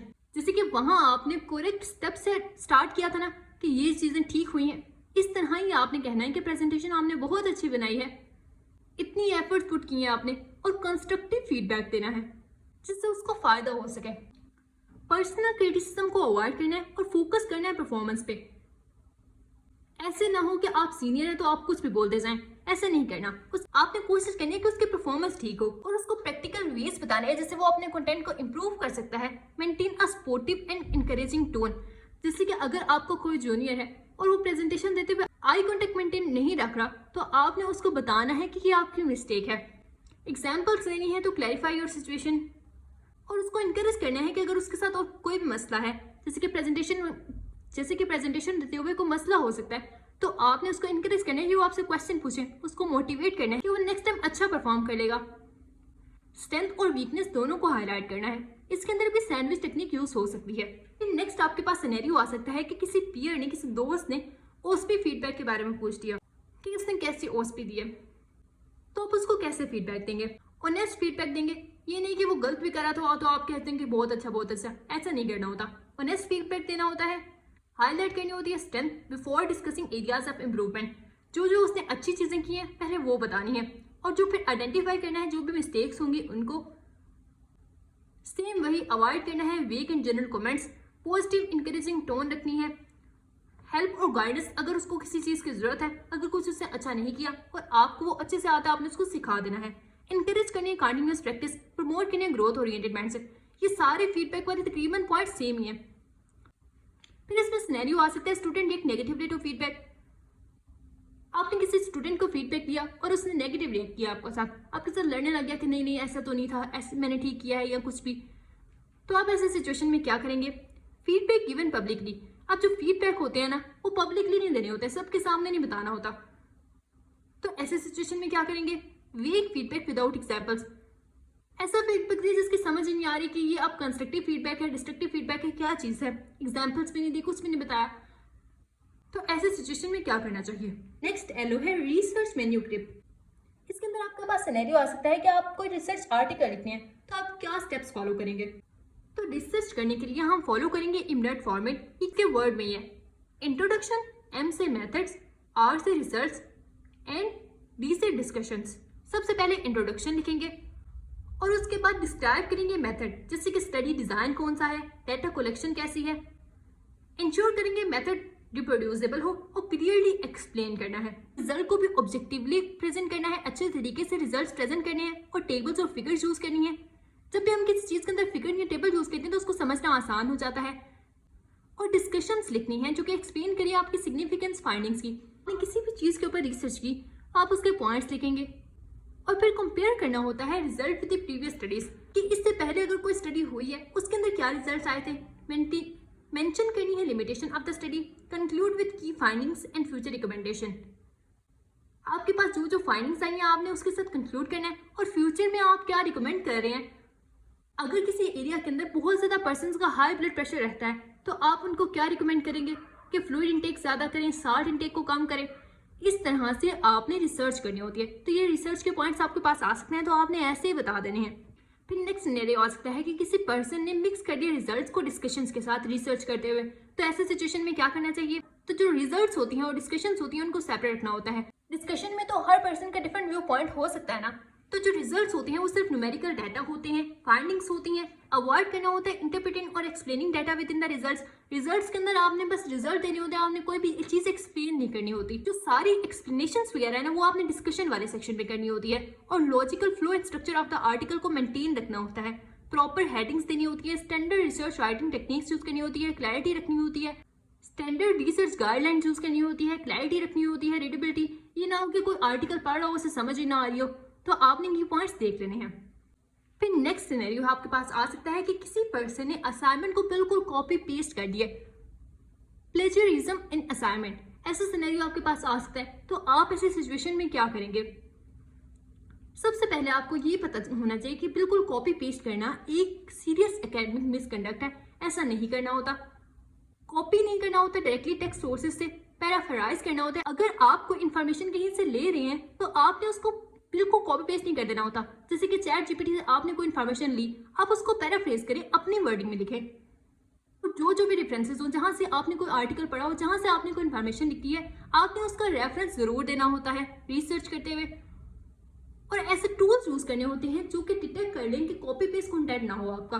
Honesty integrity maintain करनी होती है। जो चीज़ आपको आर्टिकल पे मिले या जो चीज़ आपकी फाइंडिंग्स हो वही आपने बतानी होती है। ये नहीं कि कुछ गलत फाइंडिंग आ रही है और आप सही करके बता रहे हैं, ऐसे नहीं करना होता। सारे सोर्सेज ऑफ इन्फॉर्मेशन को एक्नॉलेज करना होता है कि आपने कौन कौन से इन्फॉर्मेशन के सोर्सेज यूज किए। इंस्टीट्यूशन और एथिकल गाइडलाइंस फॉलो करनी होती है। ओरिजिनल कंटेंट होना चाहिए, ऐसे ना हो कि बिल्कुल कॉपी पेस्ट हो, आपने पैराफ्राइज करना होता है चीज़ों को। तो ऐसा सिनेरियो आपके पास आ सकता है। फिर आपके पास इनमें से भी कोई सिनेरियो आ सकता है जैसे कि रॉन्ग रेफरेंस स्टाइल वगैरह। तो आप ऐसी सिचुएशन में क्या करेंगे? तो इसमें भी सेम ही पॉइंट्स होंगे। आप जब नोट्स एक दफा पढ़ेंगे तो आपको जनरल आइडिया हो जाएगा, कोई भी सिनेरियो आएगा तो आप आंसर दे सकेंगे। नेक्स्ट एलो है पेशेंट ऑटोनॉमी। सिनेरियो आ सकता है कि आपने किसी पेशेंट का ट्रीटमेंट, आपने किसी पेशेंट का एब्डोमिनल एग्जामिनेशन करना था, आपने उससे इजाजत ली। कंसेंट लेते होते हैं ना कि क्या आपकी इजाजत है, मैं ये आपके ऊपर प्रोसीजर परफॉर्म करने लगा हूँ। उसने कह दिया कि नहीं है। अब आप ऐसी सिचुएशन में क्या करेंगे? सबसे पहले आपने रिएक्ट नहीं करना और जबरदस्ती भी नहीं करनी पेशेंट के साथ। रिस्पेक्ट करनी है patient autonomy and dire to make decision, कि उसका डिसीजन है। अगर वो कोई ट्रीटमेंट नहीं कराना चाहता, आप जबरदस्ती नहीं करेंगे। और फिर आपने ये चेक करना है कि पेशेंट जो है वो डिसीजन मेकिंग कर सकता है। कोई छोटा बच्चा है, वो जिद भी तो कर सकता है इंजेक्शन लगाने के टाइम पे। तो आपने देख लेना है कि पेशेंट की डिसीजन मेकिंग एबिलिटी कैसी है। या कोई बहुत ही ओल्ड पर्सन वो ऐसा कर सकता है और उसको कंप्लीट इन्फॉर्मेशन प्रोवाइड करनी है। ऐसा भी कभी कभी होता है कि अगर आधी अधूरी इन्फॉर्मेशन प्रोवाइड करें ना तब भी पेशेंट ऐसे कहते हैं। तो कंप्लीट इन्फॉर्मेशन प्रोवाइड करनी होती है। उसको रिस्क और बेनिफिट्स बताने होते हैं कि आपको ये फायदे हो सकते हैं अगर आप ये करवाएंगे प्रोसीजर। इंश्योर करना है कि पेशेंट फुली अंडरस्टैंड करे कॉन्सिक्वेंसेस को। अगर वो कोई ट्रीटमेंट परफॉर्म नहीं कराता तो उससे उसके क्या कॉन्सिक्वेंसेस हो सकते हैं, आपने बता देना है कि आपको ये नुकसान होगा अगर आप नहीं कराएंगे। तो क्या पता इस तरह वो करा ले। और कोई प्रेशर नहीं डालना, आपने उसके साथ जबरदस्ती नहीं करनी। जैसे मैंने पहले कहा, डॉक्यूमेंट करना है रिफ्यूजल क्लियरली मेडिकल रिकॉर्ड के अंदर कि पेशेंट ने खुद कहा था। ऐसे ना हो कि आपने ट्रीटमेंट ना किया और आपके ऊपर बात आ जाए, ऐसे नहीं करना। डॉक्यूमेंट करना है। फैमिली मेंबर्स को इन्वॉल्व करना है ताकि वो उनको मना सकें, हो सकता है उनकी बात सुन ले। प्रोफेशनलिज्म और एथिक्स हर जगह ही आपने रखने होते हैं। और सब कुछ जब आप कर लें, अगर तब भी पेशेंट नहीं मान रहा तो रिस्पेक्ट करना है फाइनल डिसीजन ऑफ पेशेंट के साथ। अगर वो ट्रीटमेंट कराना चाहता है तो भी, अगर नहीं कराना चाहता तो भी। Incomplete inform consent. आपके पास कोई ऐसा सिनेरियो आ सकता है कि जिसमें आपने या किसी और ने इनकम्प्लीट कंसेंट लिया पेशेंट से, पेशेंट को सारी चीज़ें एक्सप्लेन नहीं की। या इन्फॉर्म कंसेंट में क्या क्या चीज़ें होनी चाहिए, ऐसा सिनेरियो आपके पास आ सकता है। तो इन्फॉर्म कंसेंट में आपने फुल एक्यूरेट इन्फॉर्मेशन प्रोवाइड करनी होती है प्रोसीजर की। कोई भी चीज़ छुपानी नहीं होती। रिस्क, बेनिफिट्स, अल्टरनेटिव सब कुछ एक्सप्लेन करना होता है। सिंपल लैंग्वेज यूज़ करनी होती है ताकि पेशेंट को समझ आ जाए। ये नहीं कि मेडिकल जॉर्गन यूज़ करने लग जाए। ऐसी लैंग्वेज यूज़ करनी होती है जो उसकी नेटिव लैंग्वेज है और उसको समझ आ सके। पेशेंट को अलो करना है कि वो क्वेश्चन पूछे आपसे। ये नहीं कि आपने अपनी बात बता दी और चले गए, ऐसे नहीं करना। पेशेंट को अलो करना है को आपसे क्वेश्चन पूछे।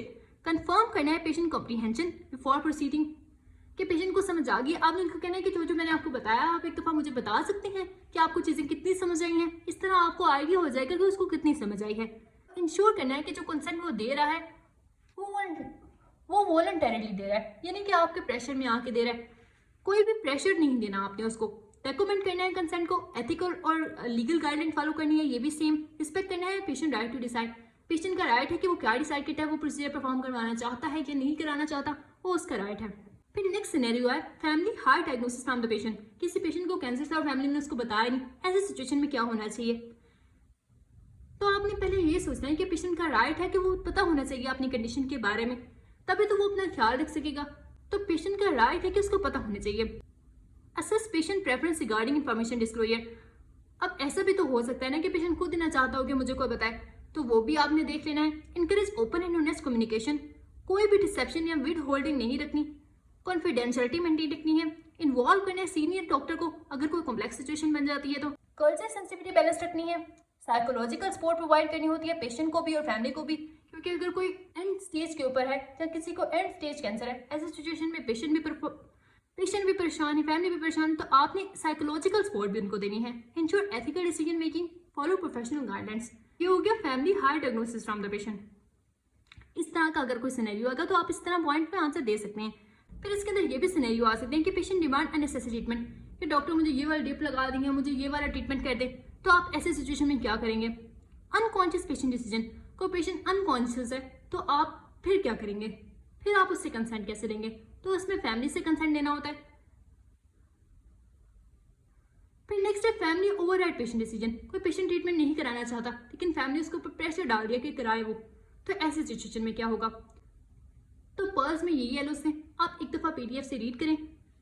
हो सकता है कि इसमें से कोई सिनेरियो आ जाए और हो सकता है कोई भी ना आए, लेकिन एलोस में से ही आएगा और आपने इन्हीं पॉइंट्स के अंदर आंसर करने होंगे। सिनेरियो चेंज हो सकता है लेकिन पॉइंट्स चीज़ें तो सेम ही रहती है ना, जैसे कि फीडबैक के अंदर सैंडविच टेक्निक, वो तो हर एक में सेम ही रहेगी। तो आपने रीड किया होगा तो आपको आइडिया हो जाएगा। वीडियो में जो सबसे पहला एलो है उसमें different types of the movements दी हुई है, जैसे कि yoga chair pose, bicep curls वगैरह। ये सारी डेमोन्स्ट्रेट करनी है और देखना है कि इसमें कौन सी टाइप ऑफ द मूवमेंट्स होती हैं। सबसे पहले हम इसकी बेसिक फिजियोलॉजी देख लेते हैं। ये पता होगी तो कोई भी मूवमेंट ओएसपी में आ जाती है तो आप बता सकेंगे कि ये कौन सी टाइप ऑफ मूवमेंट है। तो देखें, बेसिक फिजियोलॉजी आपको वैसे भी पता होगी कि स्केलेटल मसल्स जो होते हैं वो प्रोड्यूस करते हैं मूवमेंट। कैसे मूवमेंट प्रोड्यूस होती है? कॉन्ट्रैक्शन ऑफ मसल फाइबर से। ये तो सबको पता है, स्केलेटल मसल कॉन्ट्रैक्ट करते हैं और मूवमेंट प्रोड्यूस होती है। अब कौन कौन से टाइप ऑफ मूवमेंट होती हैं? दो तरह की मूवमेंट्स होती हैं मेनली, एक होती है आइसोमेट्रिक कॉन्ट्रैक्शन और एक होती है आइसोटोनिक कॉन्ट्रैक्शन। जो आइसोमेट्रिक कॉन्ट्रैक्शन होती है ना, उसके अंदर मसल लेंथ चेंज नहीं होती, यानी कि मसल की लेंथ सेम रहेगी, सिर्फ टेंशन इंक्रीज करेगी। अब ये टेंशन क्या है? ये है कि मसल स्टिफ हो जाएंगे। इस तरह की कॉन्ट्रैक्शन के अंदर कोई विजिबल मूवमेंट नहीं हो रही जॉइंट पे। जैसे कि आप कोई पोजीशन होल्ड कर लें, जैसे कि आपको स्क्रीन पर नजर आ रहा है योगा ट्री पोज, या आप ऐसे होल्ड कर लें, या आप अपने टोज पे खड़े हो जाएं और आप उस पोजीशन में रहें, या फिर आप चेयर पोज बनाएं, आप उस पोजीशन में रहें। एक ऐसी पोजीशन जिसके अंदर आप मूव नहीं करें, वो होती है आइसोमेट्रिक कॉन्ट्रैक्शन। उसके अंदर मसल की लेंथ ना इंक्रीज कर रही है ना ही डिक्रीज कर रही है, सिर्फ मसल क्या हो रहा है? स्टिफ हो रहा है, टेंशन इंक्रीज कर रही है। तो ऐसी जितनी भी मूवमेंट्स होंगी उनको हम कहते हैं कि ये आइसोमेट्रिक कॉन्ट्रैक्शंस हो रही हैं। तो ये हो गया आइसोमेट्रिक कॉन्ट्रैक्शन। उसके बाद सेकंड आ जाती है आइसोटोनिक कॉन्ट्रैक्शन। आइसोमेट्रिक कॉन्ट्रैक्शन में मसल लेंथ चेंज नहीं हो रही थी ना, लेकिन आइसोटोनिक कॉन्ट्रैक्शन में मसल लेंथ चेंज होगी। कैसे चेंज होगी? या मसल लेंथ इंक्रीज करेगी या फिर डिक्रीज करेगी। जैसे कि हम डंबल उठाते हैं, जब डंबल को लिफ्ट करेंगे, कर्ल अप करेंगे, तो क्या होगा? मसल लेंथ शॉर्ट हो जाएगी। और जैसे ही हम उसको नीचे करेंगे, यानी कि बाजू को कर्ल डाउन करेंगे, तो क्या होगा? मसल लेंथ इंक्रीज कर जाएगी। तो ये होती हैं आइसोटोनिक कॉन्ट्रैक्शंस। अब आइसोटोनिक कॉन्ट्रैक्शंस की भी आगे से दो टाइप्स होती हैं, एक होती है कंसेंट्रिक कॉन्ट्रैक्शन और एक होती है इसेंट्रिक कॉन्ट्रैक्शन। जो कंसेंट्रिक कॉन्ट्रैक्शन होती है उसमें मसल शॉर्ट हो जाता है अंडर टेंशन, जैसे कि लिफ्टिंग अ डंबल। अब डंबल उठाया जैसे कि आपको पिक्चर में नजर आ रहा है, तो मसल लेंथ क्या होगी? शॉर्ट हो गई। और इसेंट्रिक कॉन्ट्रैक्शन होती है जिसके अंदर मसल लेंथन्स हो जाता है, मसल की लेंथ इंक्रीज कर जाती है। तो ये होती है जैसे कि लोडिंग द डंबल, डंबल को आप नीचे करेंगे तो मसल की लेंथ इंक्रीज कर जाएगी ना, तो ये होती है इसेंट्रिक कॉन्ट्रैक्शन। अब अगर आपके पास कोई भी मूवमेंट आए, जैसे कि बाइसेप कर्ल्स आए, तो आपने देख लेना है कि मसल लेंथ को क्या हो रहा है। आपने दो चीजें चेक करनी होती हैं, एक होती है मसल लेंथ और दूसरी टेंशन। अगर मसल लेंथ चेंज हो रही है, कर्ल अप हो रहा है, कर्ल डाउन हो रहा है, तो वो क्या होगी? आपको पता चल जाना चाहिए फौरन कि ये आइसोटोनिक कॉन्ट्रैक्शन की बात हो रही है। और फिर आइसोटोनिक कॉन्ट्रैक्शन में भी कौन सी? अगर शॉर्टन हो रहा है तो कॉन्सेंट्रिक, अगर लेंथन हो रहा है तो इसेंट्रिक। और अगर कोई फिक्स पोज है जैसे कि योगा चेयर पोज है तो आपको फौरन पता चल जाना चाहिए कि मसल लेंथ चेंज नहीं हो रही, तो इसका मतलब है कि आइसोमेट्रिक कंट्रैक्शन की बात हो रही है। अब हम देख लेते हैं कि डिफरेंट टाइप ऑफ मूवमेंट्स के अंदर या एक्टिविटीज के अंदर कौन कौन सी टाइप ऑफ मूवमेंट्स होती हैं। तो देखें, आपको ओएसपी में आ सकता है कि कोई पर्सन है जो कि वॉल को पुश कर रहा है, जैसे कि आपको पिक्चर में नजर आ रहा है। अब आप बताएं कि ये कौन सी टाइप ऑफ मूवमेंट है। अब देखें, इसके अंदर कोई मसल लेंथ चेंज हो रही है? नहीं ना, चेंज हो रही। तो इसका मतलब है ये कौन सी कंट्रैक्शन है? ये आइसोमेट्रिक कंट्रैक्शन है। अब इसके अंदर मसल लेंथ को क्या हो रहा है? मसल लेंथ सेम रह रही है, लेकिन मसल स्टिफ हो रहे हैं, टेंशन इंक्रीज कर रही है। तो टेंशन का क्या आ जाएगा कि वो इंक्रीज कर जाएगी। इसी तरह अब आपके पास है bicep curl. Bicep curl up करें, यानी कि मसल को क्या हो रहा है? शॉर्ट हो रहा है मसल को। तो ये कौन सी टाइप ऑफ मूवमेंट होती है? ये भी आइसोमेट्रिक होगी, और आइसोमेट्रिक में से भी कौन से वाली? कंसेंट्रिक कंट्रैक्शन होगी। और मसल लेंथ क्या हो जाएगी? इसमें शॉर्ट हो जाएगी। टेंशन इसमें भी इंक्रीज करेगी। मसल स्टिफ हो रहे हैं ना, तभी ऊपर मूव करें, इसीलिए टेंशन इसमें भी इंक्रीज करेगी। फिर नेक्स्ट आ जाती है बाइसेप कर्ल डाउन, जिसे आपको पिक्चर में नजर आ रहा है। अब इसमें क्या हो रहा है? मसल की लेंथ क्या हो रही है? इंक्रीज कर रही है, मसल लेंथन्स हो रहे हैं। तो ये भी आइसोमेट्रिक कंट्रैक्शन है, और आइसोमेट्रिक में से भी कौन से वाली? इसेंट्रिक कंट्रैक्शन है। मसल लेंथ को क्या हो रहा है? मसल लेंथन हो रहे हैं, और टेंशन इसमें मेंटेन है। अब ये स्ट्रेट डाउन और अब भी आइसोमेट्रिक मूवमेंट होगी, मसल लेंथ चेंज हो रही है। और आइसोमेट्रिक में भी स्ट्रेट डाउन जो है वो इसेंट्रिक होगी, मसल लेंथन हो रहे हैं। और स्ट्रेट अप जो है वो कॉन्सेंट्रिक होगी, मसल शॉर्टन हो रहे हैं। और टेंशन दोनों में इंक्रीज कर जाएगी। फिर नेक्स्ट आ जाता है चेयर पोज। जैसे मैंने आपको पीछे एग्जांपल दी कि कोई भी ऐसी मूवमेंट जो कि एक जगह रुकी हुई है, अब एक जगह स्टॉप हुए हुए हैं, तो वो कौन से टाइप ऑफ मूवमेंट होती है? वो आइसोमेट्रिक मूवमेंट होती है। इसके अंदर मसल लेंथ बिल्कुल भी चेंज नहीं हो रही, तो मसल लेंथ क्या है? सेम है, और टेंशन इंक्रीज कर रही है। फिर उसके साथ आ जाता है टोज लिफ्ट। जब आप टोज को लिफ्ट करते हैं तो क्या होता है? मसल लेंथ शॉर्टन हो जाती है, और टेंशन इंक्रीज करती है। तो ये भी कौन सी मूवमेंट है? ये कंसेंट्रिक कंट्रैक्शन होती है। फिर टोज को होल्ड किया, अब आप टोज के ऊपर खड़े हुए हैं, तो इसका मतलब है कि आप मूव नहीं करें, मसल की लेंथ को कुछ नहीं हो रहा, तो आइसोमेट्रिक कंट्रैक्शन होगी। इसी तरह ट्री पोज। ट्री पोज में भी आपने एक पोजीशन होल्ड की हुई है, तो ये भी आइसोमेट्रिक कंट्रैक्शन होगी। तो डेड लिफ्ट जो होती है, इसमें दोनों तरह की मूवमेंट होती है, यानी कि कंसेंट्रिक भी होगी और इसेंट्रिक में मूवमेंट होगी। मसल लेंथ चेंज हो रही है, टेंशन इंक्रीज कर रही है।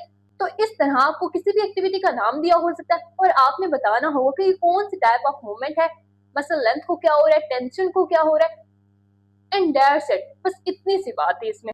और जो फिजियो के न्यू एलोस हैं उसमें कुछ ग्राफ भी दिए हुए हैं, पीडीएफ में वो मैंने ऐड कर दिए हैं। अब उसकी लेबलिंग को और उसके नीचे जो एक्सप्लेनेशन लिखी होती है वो अच्छे से कर लें, क्योंकि फिजियो के दो स्टेशन है। अब एक मूवमेंट वाला प्रैक्टिकल दोनों में तो नहीं आ सकता ना, तो इसलिए ग्राफ्स को भी अच्छी तरह से कर लेना है। और ये आपको पीडीएफ में मिल जाएंगे। पीडीएफ का लिंक पिन कमेंट में है, आप वहां से डाउनलोड कर सकते हैं। That's it. बायोकेमिस्ट्री का सबसे पहला प्रैक्टिकल है एस्टिमेशन ऑफ टोटल प्रोटीन। हमने एस्टिमेट करना है टोटल प्रोटीन को किट मेथड से। अब ये किट मेथड क्या होता है? ये किट मेथड बेस्ड होता है बायोरेट प्रिंसिपल से। बायोरेट प्रिंसिपल ये कहता है कि अल्कलाइन मीडियम के अंदर प्रोटीन्स रिएक्ट करती हैं कॉपर आयन के साथ, और एक वॉलेट यानी कि पर्पल कलर कॉम्प्लेक्स बना लेती हैं। अब ये अल्कलाइन मीडियम कहाँ से आया?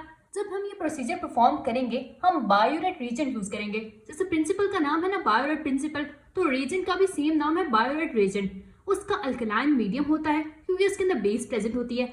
और प्रोटीन्स कहाँ से आएंगी? प्रोटीन सीरम से आएंगी। सीरम हम ब्लड से लेते हैं। सबसे पहले हम किसी पेशेंट से ब्लड लेंगे और उसको क्लॉट होने के लिए थोड़ी देर के लिए छोड़ देंगे, और जब वो क्लॉट हो जाएगा हम उसको सेंट्रीफ्यूज करेंगे। तो क्या होगा कि जो उसके अंदर सेल्स हैं, जैसे कि आरबीसीज हैं, व्हाइट ब्लड सेल्स हैं, वो सेटल डाउन हो जाएंगे, और जो ऊपर बच जाएगा ना फ्लूइड, वो होगा सीरम। और सीरम के अंदर होती हैं प्रोटीन्स, जैसे कि एल्ब्यूमिन होती है, ग्लोबुलिन होती है। वो हम चेक करेंगे इस मेथड से। तो ये जो प्रोटीन्स होती हैं एल्ब्यूमिन, ग्लोबुलिन, ये रिएक्ट करती हैं कॉपर आयंस के साथ। ये भी बायोरेट रीजन के अंदर होते हैं, और एक वायलेट कलर यानी कि पर्पल कलर कॉम्प्लेक्स बना लेते हैं। यानी कि जब बायोरेट रीजन और सीरम मिक्स होगा तो वो पर्पल कलर कॉम्प्लेक्स बना देगा। और ये जो कलर की डेंसिटी है ना, कि कितना पर्पल होगा, लाइट पर्पल होगा, डार्क पर्पल होगा, या बहुत ज्यादा डार्क पर्पल होगा, ये डिपेंड करता है कि सीरम के अंदर कितनी प्रोटीन्स हैं। जितनी ज्यादा प्रोटीन्स होंगी उतना उसका डार्क कलर होगा। तो अब इसकी रिक्वायरमेंट क्या है कि टेस्ट परफॉर्म करने के लिए हमें क्या क्या चीजें रिक्वायर होती हैं? सबसे पहले सीरम सैंपल चाहिए, जो हमने सेंट्रीफ्यूज करके ले लिया। टोटल प्रोटीन किट यानी कि बायोरेट रिएजेंट चाहिए, जिसमें क्या होगा, अल्कलाइन मीडियम में होगा वो, और इसके अंदर कॉपर आयंस भी होंगे जिसके साथ प्रोटीन रिएक्ट करेंगे। स्टैंडर्ड प्रोटीन सोल्यूशन चाहिए होगा, डिस्टिल्ड वाटर चाहिए होगा, टेस्ट ट्यूब्स चाहिए होंगी। स्पेक्ट्रोफोटोमीटर होता है ना, उसके साथ 3 टेस्ट ट्यूब्स होती हैं, टेस्ट ब्लैंक और लेबल वाली, वो ले लेनी है। साथ में पिपेट ले लेनी है ताकि हम सीरम वगैरह को ट्रांसफर कर सकें। और स्पेक्ट्रोफोटोमीटर, और उसकी जो वेवलेंथ होती है वो एडजस्ट कर लेनी है 546 नैनोमीटर पर।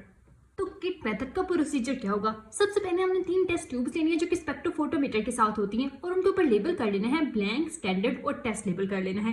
फिर सबके अंदर बायोरेट एजेंट डालना है, कितना, 1 मिलीलीटर बायोरेट एजेंट तीनों टेस्ट ट्यूब के अंदर डालेंगे, और उसके बाद ब्लैंक के अंदर डिस्टिल्ड वाटर डालेंगे 20 माइक्रोलीटर, स्टैंडर्ड के अंदर स्टैंडर्ड सॉल्यूशन डालेंगे 20 माइक्रोलीटर, और टेस्ट के अंदर क्या डालेंगे, सीरम डालेंगे, वो भी 20 माइक्रोलीटर। फिर इन सबको मिक्स करेंगे, इंक्यूबेट करेंगे 5 to 10 मिनट, और उसके बाद एब्जॉर्बेंस मेजर कर लेंगे स्पेक्ट्रोफोटोमीटर में रख के। तो ये इसका सिंपल सा प्रोसीजर था। अब कैलकुलेट कैसे करेंगे कि टोटल प्रोटीन कितनी है। तो जो एब्जॉर्बेंस आएगी ना टेस्ट के साथ, जब हमने टेस्ट वाली टेस्ट ट्यूब रखी थी, वो डिवाइडेड बाय एब्जॉर्बेंस स्टैंडर्ड के साथ, और साथ में मल्टीप्लाई कर देना है स्टैंडर्ड कंसंट्रेशन को। ये जो स्टैंडर्ड कंसंट्रेशन होती है ये फिक्स होती है, यानी कि 6 to 8 ग्राम पर डेसीलीटर होगी। जो भी एब्जॉर्बेंस आएगी टेस्ट की और स्टैंडर्ड की, उसको हम मल्टीप्लाई कर देंगे 6 के साथ, और हमारे पास आंसर आ जाएगा। अब नॉर्मल सीरम प्रोटीन्स कितनी होती है, 6.4 से 8.3 ग्राम पर डेसीलीटर। अगर ये आंसर हमारे पास इसके आसपास आ रहा है, इसकी रेंज में आ रहा है, तो टोटल प्रोटीन्स उस पर्सन के अंदर नॉर्मल है। अब कुछ ऐसी कंडीशंस होती हैं जिसके अंदर total protein increase and decrease कर जाती है। इंक्रीज किन कंडीशन के अंदर करेगी, डिहाइड्रेशन के अंदर, मल्टीपल मालोमा के अंदर, ल्यूकीमिया और लिम्फोमा के अंदर, और डिक्रीज कब करेगी, लिवर डिजीजेस, नेफ्रोटिक सिंड्रोम और मेल न्यूट्रिशन के अंदर। आपने 2-3 कंडीशन याद रख लेनी है, हो सकता है कि वो आपसे ओएसपी में पूछ लें। फिर नेक्स्ट प्रैक्टिकल आ जाता है estimation of albumin and globulin. इसके अंदर हम क्या करते हैं, जो हमने लास्ट प्रैक्टिकल किया था जिसमें हमने टोटल प्रोटीन्स मेजर की थी सीरम में, उसमें एल्ब्यूमिन और ग्लोबुलिन दोनों थी, लेकिन इस मेथड में हम एल्ब्यूमिन को सेपरेट मेजर करेंगे, ग्लोबुलिन को सेपरेट मेजर करेंगे। इसका प्रिंसिपल ये होता है कि जो पेशेंट का सीरम हमने सेंट्रीफ्यूज करके लिया था, उसके अंदर हम एक प्रेसिपिटेटिंग एजेंट डाल देंगे। क्या हो सकता है, वो सोडियम सल्फाइड हो सकता है। तो उससे होगा ये कि जो ग्लोबुलिन है ना वो प्रेसिपिटेट हो जाएगी, और जो रिमेनिंग सुपरनेटेंट रह जाएगा ना, जो रिमेनिंग सीरम रह जाएगा, उसके अंदर सिर्फ एल्ब्यूमिन होगी। 2 प्रोटीन्स है ना, ग्लोबुलिन प्रेसिपिटेट होगी, और जो रेस्ट रह जाएगा ना उसके अंदर क्या होगी, एल्ब्यूमिन होगी। अब एल्ब्यूमिन को हम मेजर कर लेंगे, जैसे हमने टोटल प्रोटीन मेजर की है ना, वैसे किट मेथड से हम एल्ब्यूमिन को मेजर कर लेंगे। फिर क्या करेंगे कि टोटल प्रोटीन आई होगी ना, उसके अंदर एल्ब्यूमिन को माइनस कर देंगे, तो ग्लोबुलिन की वैल्यू आ जाएगी हमारे पास। टोटल प्रोटीन में दोनों थी ना, टोटल प्रोटीन में से एल्ब्यूमिन को माइनस किया तो ग्लोबुलिन की वैल्यू आ गई। लेकिन अब आप ये सोच सकते हैं कि जो ग्लोबुलिन है हम उसको प्रेसिपिटेट क्यों करेंगे, हम एल्ब्यूमिन को भी तो कर सकते हैं ना। तो ऐसा नहीं करना होता, क्योंकि जो एल्ब्यूमिन होती है ना वो बहुत ज्यादा सोलुबल होती है और प्रेसिपिटेट भी मुश्किल से होती है। वो ग्लोबुलिन की वैल्यूज के साथ इंटरफेयर कर सकती है, इससे हम ग्लोबुलिन को मेजर कर देते, इससे हम ग्लोबुलिन को प्रेसिपिटेट कर सकते हैं। वो शरीफ सा होता है और वो जल्दी से प्रेसिपिटेट हो जाता है, तो फिर हमारे पास एल्ब्यूमिन आ जाता है। लेकिन हम ये भी तो हो सकता है कि हम दोनों को एक साथ मेजर कर लें। अगर हम दोनों को एक साथ मेजर करेंगे टोटल प्रोटीन होगी। हम चाह रहे हैं कि अलग अलग मेजर करें, तो इसलिए हम एक को प्रेसिपिटेट कर देंगे यानी कि ग्लोबुलिन को, ताकि एल्ब्यूमिन को वैल्यू आ जाए, और फिर टोटल प्रोटीन में से एल्ब्यूमिन को माइनस करेंगे तो हमारे पास क्या आ जाएगा, ग्लोबुलिन की वैल्यू आ जाएगी। तो यहाँ देखें इस बबल में सबसे पहले हमारे पास क्या था, सीरम था। हमने उसमें प्रेसिपिटेटिंग एजेंट डाला जो कि क्या है, सोडियम सल्फाइड है। तो क्या हुआ, ग्लोबुलिन प्रेसिपिटेट हो गया। फिर जो सुपरनेटेंट बच गया यानी कि जो सीरम बचा, उसके अंदर क्या था, सिर्फ एल्ब्यूमिन था। एल्ब्यूमिन को हमने मेजर कर लिया, कैसे, किट मेथड से मेजर कर लिया। और फिर ग्लोबुलिन को कैसे मेजर करेंगे, टोटल प्रोटीन में से माइनस कर देंगे एल्ब्यूमिन को। तो ये इसका सिंपल सा प्रोसीजर है। अब हमें इस परफॉर्म करने के लिए कौन कौन से रिएजेंट चाहिए होते हैं। सबसे पहले हमें सीरम रिक्वायर होगा। सीरम नहीं होगा तो कहाँ से प्रोटीन्स मेजर करनी है। साथ में सोडियम सल्फाइड यानी कि जो प्रेसिपिटेटिंग एजेंट होगा जिससे हम ग्लोबुलिन को प्रेसिपिटेट करेंगे। सेंट्रीफ्यूज मशीन चाहिए होगी, टेस्ट ट्यूब्स चाहिए होंगे, पिपेट्स चाहिए होंगे, और टोटल प्रोटीन किट यानी कि बायोरेट रिएजेंट चाहिए होगा। क्योंकि हमने किट मेथड से एल्ब्यूमिन को मेजर करना था ना, तो उसके लिए हमें टोटल प्रोटीन किट भी चाहिए होगी। स्टेप होता है प्रेसिपिटेशन का। प्रेसिपिटेशन में हम क्या करते हैं, सीरम लेते हैं, उसके अंदर प्रेसिपिटेटिंग एजेंट डालते हैं, ग्लोबुलिन प्रेसिपिटेट हो जाती है। सेकंड स्टेप आ जाता है सेपरेशन का। इसमें हम क्या करते हैं, सेंट्रीफ्यूज करते हैं मिक्सचर को और कलेक्ट कर लेते हैं सुपरनेटेंट, जिसके अंदर क्या होगा, एल्ब्यूमिन होगी। फिर एल्ब्यूमिन को एस्टिमेट कर लिया किट मेथड से और एब्जॉर्बेंस मेजर कर ली 546 नैनोमीटर पे, जैसे हमने लास्ट प्रैक्टिकल में किया था। इस तरह एल्ब्यूमिन की वैल्यू आ जाएगी। एल्ब्यूमिन को कैलकुलेट कैसे करना है, एब्जॉर्बेंस टेस्ट पे जो है डिवाइडेड बाय एब्जॉर्बेंस स्टैंडर्ड पे मल्टीप्लाई कर देना है स्टैंडर्ड सॉल्यूशन के साथ 6 से 8 ग्राम पर डेसीलीटर के साथ, जैसे हमने लास्ट प्रैक्टिकल में किया था। ये सेम वही फार्मूला है। जब हमारे पास एल्ब्यूमिन की वैल्यू आ गई, हमारे पास टोटल प्रोटीन की वैल्यू आ गई, टोटल प्रोटीन में से एल्ब्यूमिन को माइनस कर देना है, तो जो बाकी आएगा आंसर वो होगा ग्लोबुलिन की वैल्यू। तो एल्ब्यूमिन की नॉर्मल वैल्यू होती है 3.5 to 5.5 ग्राम पर डेसीलीटर, ग्लोबुलिन की 2 से 3.5 तक होती है। एल्ब्यूमिन और ग्लोबुलिन की रेशियो कितनी होती है? ये 1.5 से 2.5 हो सकती है एल्ब्यूमिन के लिए, रेशियो 1 होती है ग्लोबुलिन के लिए। ये 1.5 से 2.5 एल्ब्यूमिन के लिए और 1 ग्लोबुलिन के लिए है। अब देख लेते हैं कि कौन कौन सी ऐसी कंडीशंस होती हैं जिसके अंदर सीरम एल्ब्यूमिन और serum globulin increase and decrease करता है। तो सीरम एल्ब्यूमिन इंक्रीज करता है डिहाइड्रेशन के अंदर, जैसे कि टोटल प्रोटीन इंक्रीज कर रही थी, हाई प्रोटीन डाइट के अंदर और मेडिकेशन के अंदर, और डिक्रीज करेगा नेफ्रोटिक सिंड्रोम के अंदर, मैलिग्नेंसिस कैंसर्स वगैरह के अंदर, लिवर सिरोसिस के अंदर। और सीरम ग्लोबुलिन कब इंक्रीज करेगा? एडवांस लिवर डिजीज के अंदर, मल्टीपल मायलोमा के अंदर, क्रोनिक इन्फेक्शंस के अंदर। और डिक्रीज कब करेगा? Liver disease, kidney diseases, mail nutrition, genetic conditions के अंदर। आपने 2-4 नाम याद रख लेने हैं, हो सकता है कि वो आपसे पूछ लें। And that's it. बायोकेमिस्ट्री में बस इतने से प्रैक्टिकल से। अब इनका पीडीएफ आपको पिन कमेंट में मिल जाएगा। उसके अंदर मैंने पास्ट ओएसपी के क्वेश्चन भी दे दिए हैं, वो भी आप देख लीजिएगा। हो सकता है कि रिपीट हो जाए कुछ। That's it.